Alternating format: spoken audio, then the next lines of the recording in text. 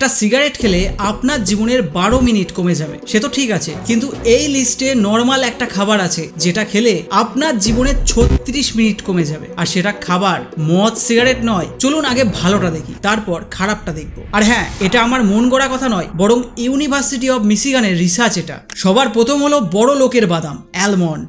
এক মুঠো অ্যালমন্ড খেলে 25 মিনিট আপনার জীবনে অ্যাড হয়ে যাবে। তবে আমাদের দেশি বাদামও কম যায় না। কলা 13 মিনিট অ্যাড করে দেবে, একটা আপেল সেটাও 13 মিনিট অ্যাড করবে, একটা লেবু 8 মিনিট, একটা টমেটো খেলে 3 মিনিট জীবনে জুড়ে যাবে। এবার আসি মাইনাস কিসে হবে।